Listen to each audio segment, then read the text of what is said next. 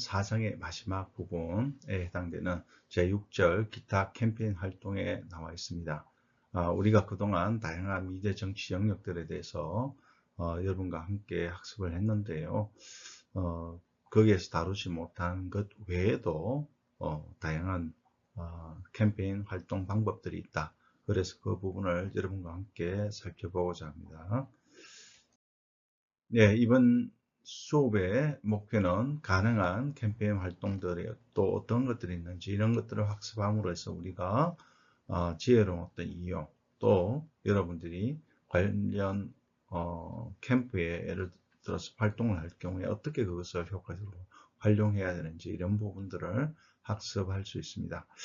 자, 강의 목차는 캠페인 활동 영역 가운데 인쇄물과 관련된 선거벽보 공보, 선거공약서와 관련된 그리고 매체를 통해서 이루어질 때 경력방송, 방송연설 관련된 그리고 전화나 이메일을 활용한 그런 캠페인 활동 이러한 부분들을 살펴보겠습니다. 여러분들이 실질적으로 생활 가운데 접하는 많은 그러한 그 수단이다라고 이렇게 보시면 이러한 부분들이 어떻게 작동되고 있는지에 대한 이해는 우리가 어떻게 이용하고 어떻게 효과적으로 활용하고 이러한 부분에서 도움이 된다라고 저는 판단이 되어서 이 부분을 교재 그 기타 캠페인 활동에 넣어드렸습니다. 자, 그러면 파워포인트 내용을 보시겠습니다. 네, 기타 캠페인 활동 가운데 먼저 인쇄물을 활용한 캠페인 활동의 일환으로서 이루어지는 세 가지 선거 벽보, 선거 공보, 선거 공약서와 관련해서 살펴보겠습니다. 여러분 선거철이 되면 그죠? 지나가다가 이런 많은 벽보를 봤을 겁니다. 그죠?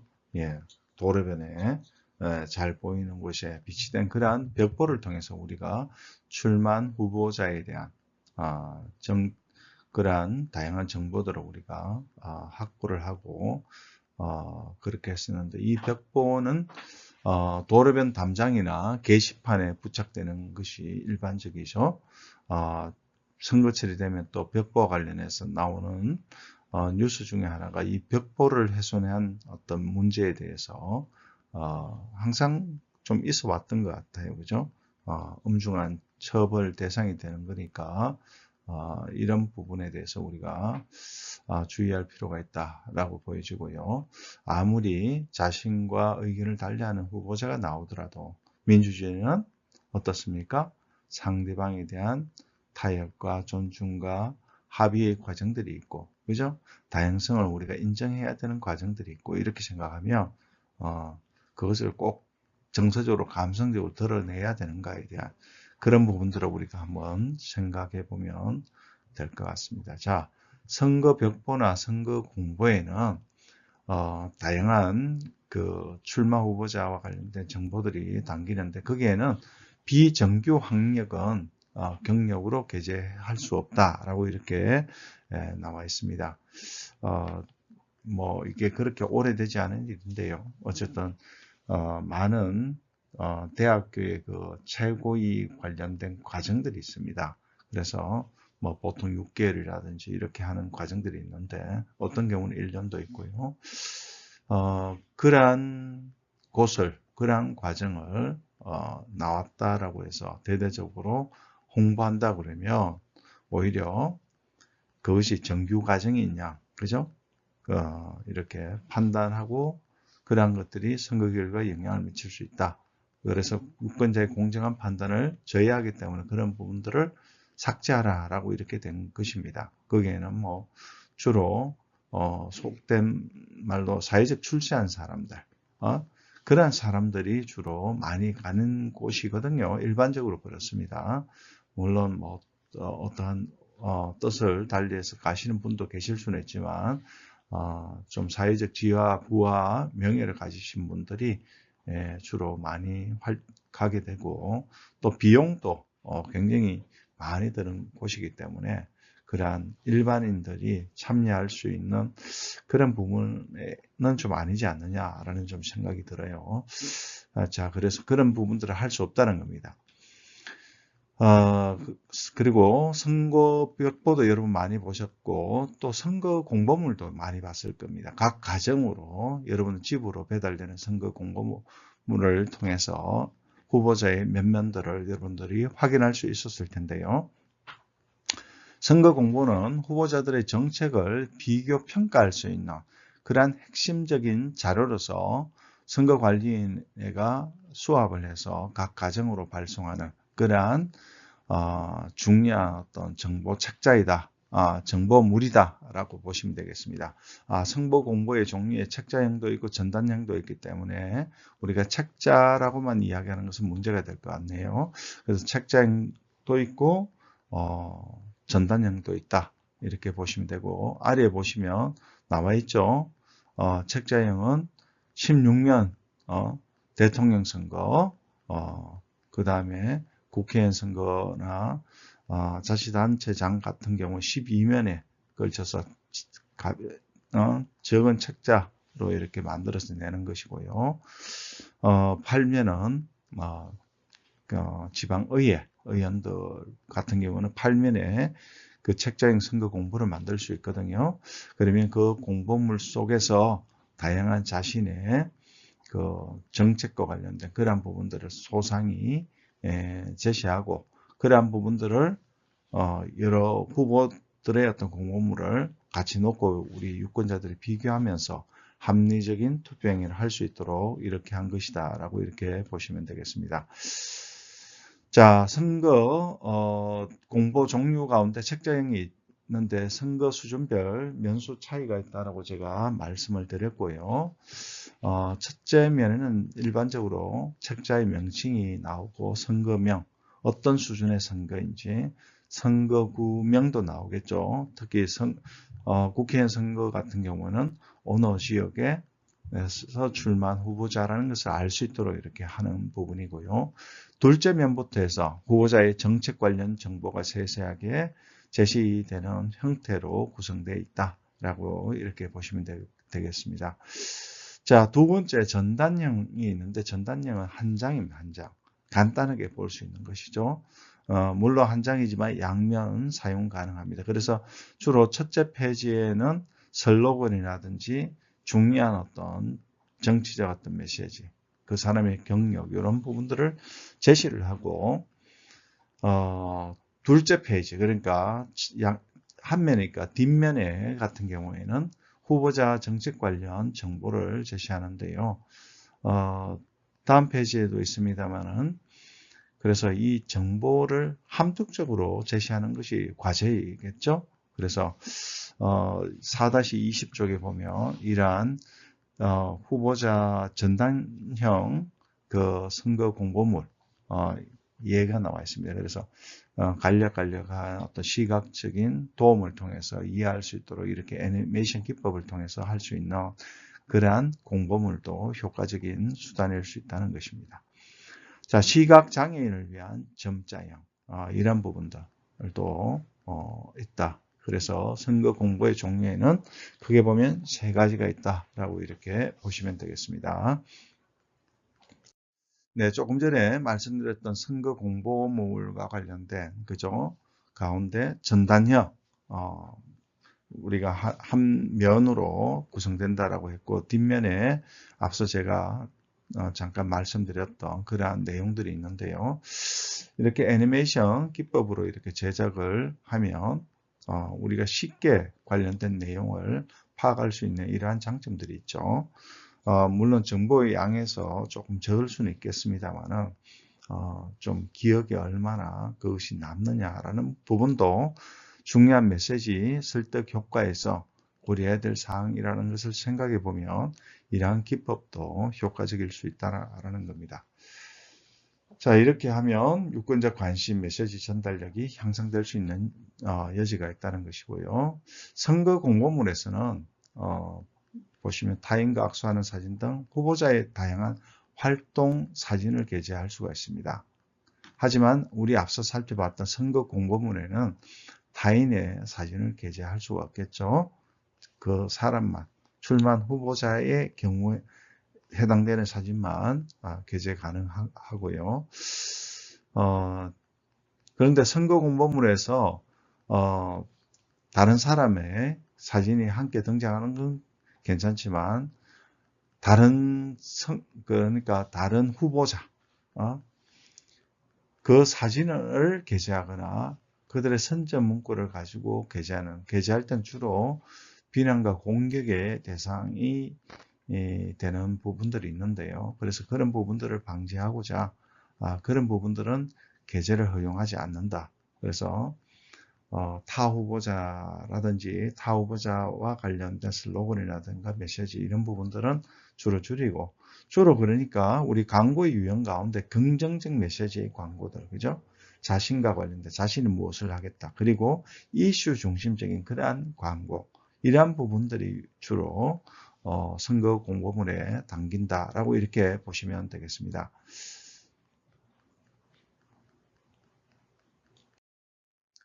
네, 선거 그리고 공약서가 또 세 번째 인쇄물 활용 수단으로서 이용되고 있는데요. 대통령 선거나 지방자치단체장 선거 후보자는 이러한 선거 공약서를 또 만들어서 유권자에게 전달할 수가 있는데요. 이 선거 공약서는 여러분들 앞서 살펴보셨던 선거 공보물을 보다 더 구체적으로 이렇게 제시한 그런 부분들이 많습니다. 그래서 게재되는 내용을 보면 선거 공약 및 구체적 추진 계획으로 이렇게 구성되는 경우가 많은데요. 제가 20대 대선에서 윤석열 후보자가 사용했던 선거 공약서를 사례를 이렇게 제가 그 예시를 보여드리고 있는데요. 여러분들 여기 한번 보시면 전체 한 15쪽 정도 구성이 되었는데, 여기에는 정책이 어떻게 구체적으로 실현되는가라는 부분들을 여기에 제가 돋보기를 통해서 아래에 있는 내용을 보면 01과 관련된 이러한 관련된 어떤 정책들을 집행하기 위해서 목표 및 우선순위를 어떻게 하고 이행 절차 및 이행 기간, 재원 조달 방법은 어떻다라는 이런 것들을 해서 아래에 관련된 내용을 적고 있습니다.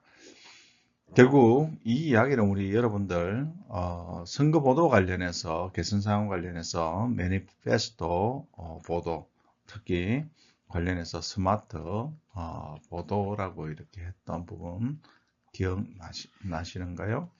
예, 스페시픽하고 메저러블하고 어치버블하고 목표 달성 가능하고 리얼리스틱하고, 그죠? 실현 가능한 이야기들, 타임 테이블과 관련된.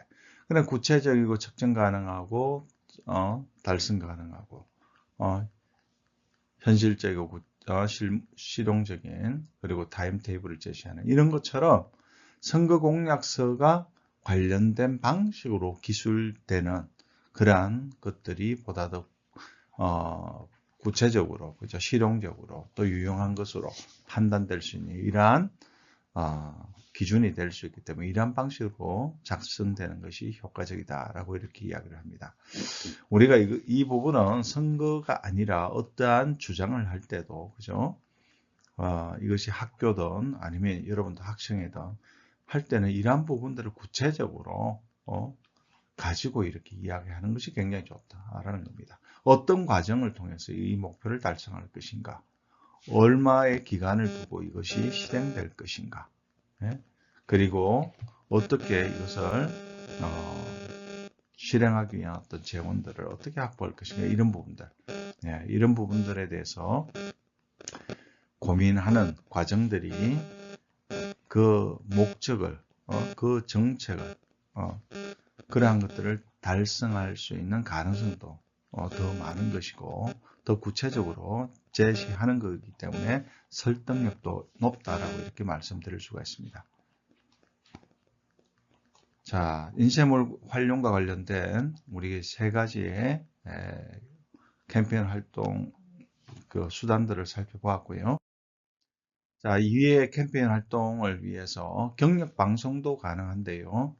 우리 공직선거법에 따르면 대통령, 국회의원 선거 및 지방자치단체장 선거에서는 선거운동 기간에 TV와 라디오를 통해서 경력 방송을 할 수 있다 라고 되어 있는데 하이한답니다.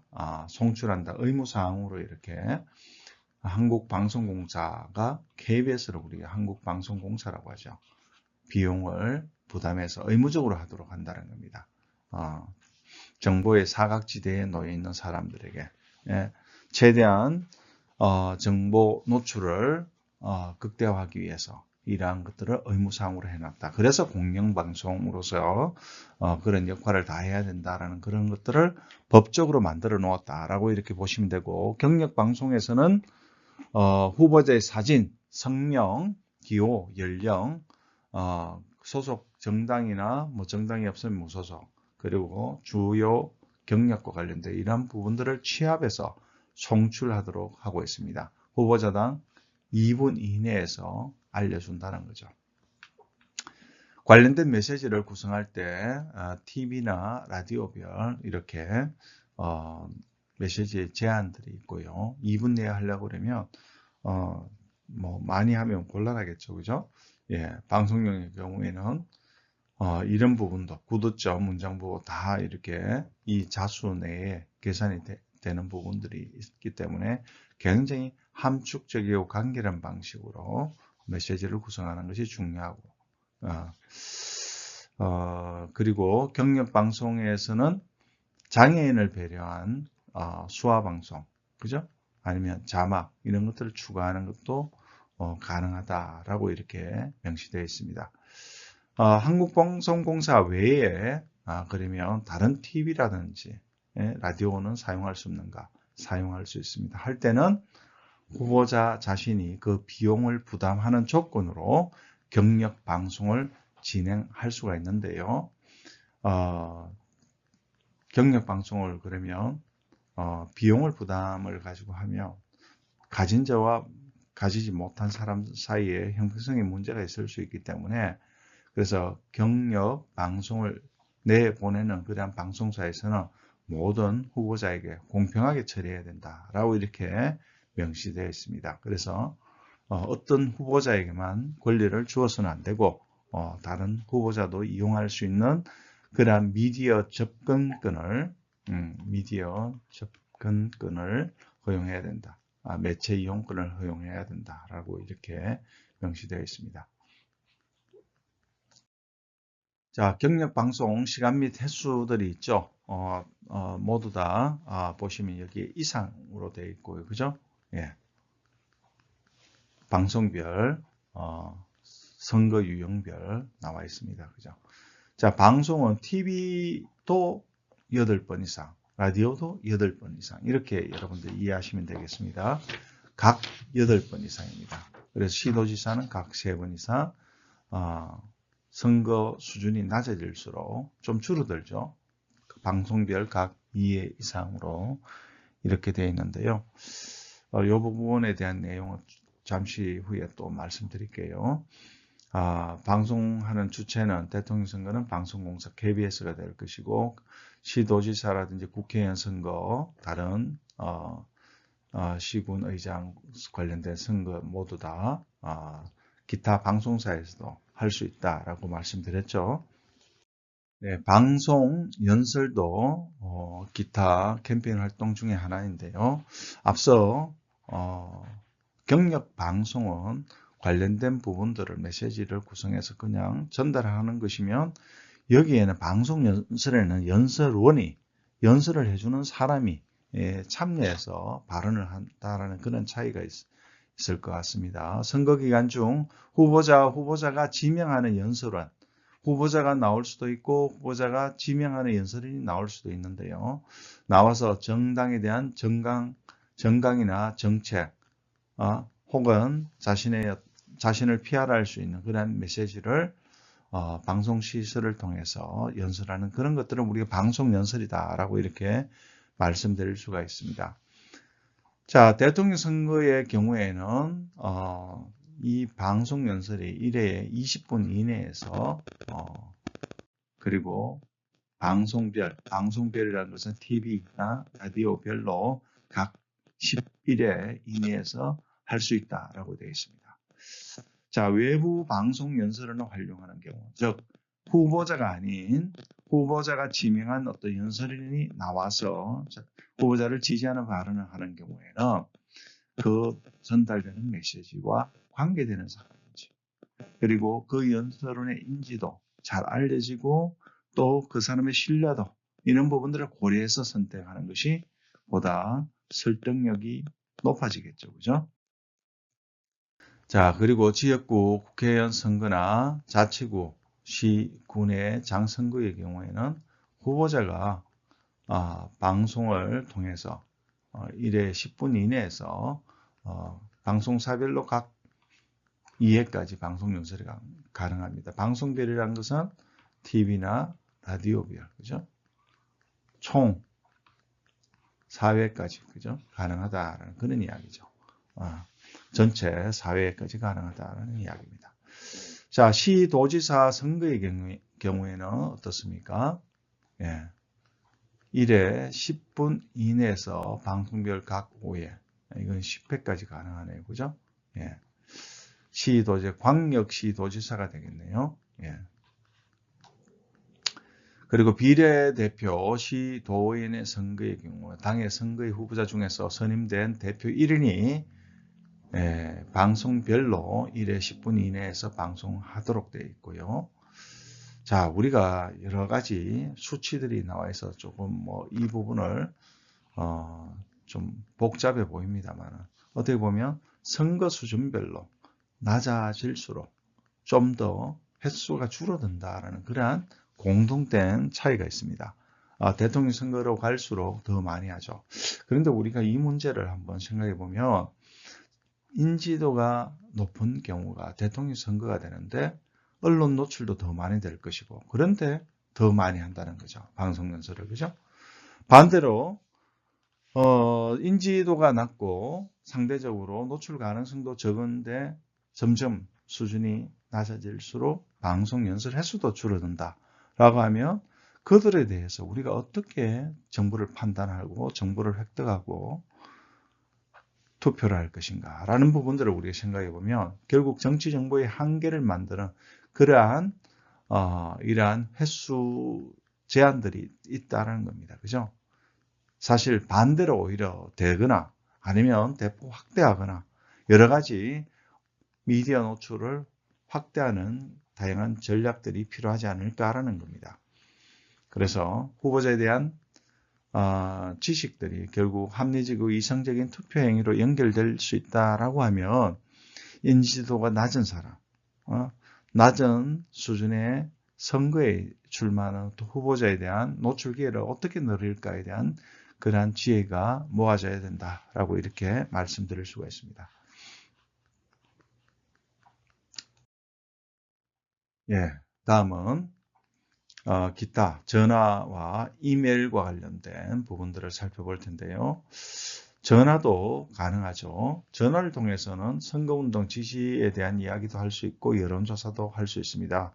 앞서 말씀드렸던 그 여론조사와 관련돼서 이 부분은 이미 알려졌던 부분이죠. 오전 7시부터 10시까지만 하지 밤에는 할 수 없다라고 되어 있고, 선거운동은 조금 다른 시간대예요. 그죠? 예. 조금 더 각 오후에 1시간, 오전에 1시간 더 있다라고 보시면 되는데, 선거운동 기간에 국회의석을 가진 정당에서는 휴대전화를 활용한 선거운동 여론조사 가능하다라는 겁니다. 관할 지역의 선거관리위원회를 격려해서 이동통신 사업자에게 가상번호를 요청해서 그것을 받아서 할 수 있는 것이고요.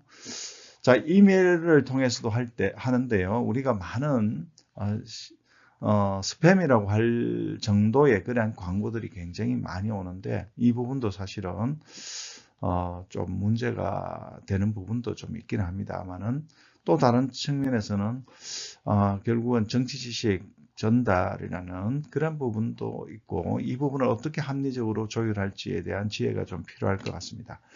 자, 여기 보시면 대체로 이메일은 전송 대행업체를 통해서 위탁해서 선거운동 정보를 전송하는데요. 제목이 시작되는 부분에 선거운동 정보를 반드시 표기해야 됩니다. 여러분 광고와 관련된 문자를 볼 때 앞에 광고라는 것이 붙는 것처럼 선거운동 정보도 그죠? 사람들이 선택할 수 있어야 된다는 겁니다. 그리고 수신 거부 의사를 표시할 수 있는 조치나 방법들을 반드시 명시해야 된다. 그 메시지를 보시면 거부할 경우 어떻게 하라는 이러한 메시지가 있습니다. 그러한 그 조치가 이루어져야 된다는 것이고 최대 8일을 넘을 수 없다라고 되어 있죠. 지나친 문자가 유권자 권리를 침해할 수 있는 부분들이 있다는 겁니다. 앞서 말씀드렸죠. 우리가 한 명의 후보자가 8일을 넘을 수 없는데 얼마나 많은 후보자가 난립을 합니까? 얼마나 다양한 수준의 선거가 있습니까? 그렇게 했을 때 우리가 유권자의 권리는 어디까지 보호받아야 될까? 이런 부분도 우리가 고민할 필요가 있다는 거죠. 네, 기타 캠페인 활동과 관련된 내용을 살펴보았습니다. 인쇄물, 방송, 전화, 이메일과 관련된 다양한 캠페인 활동 수단들을 살펴보았고요. 여기까지 해서 다양한 미디어 정치 영역들을 여러분들이 학습했습니다. 우리가 실제 정치에서 무엇을 접하고 경험하고 있는가라는 부분들을 여러분 생각해 보시며 이러한 부분들이 우리 생활 속에 얼마나 깊숙이 자리 잡고 있는가. 그러면 우리가 얼마나 지혜롭게 이것을 이용할 수 있어야 되는가. 그리고 얼마나 그러한 과정에 대한 이해가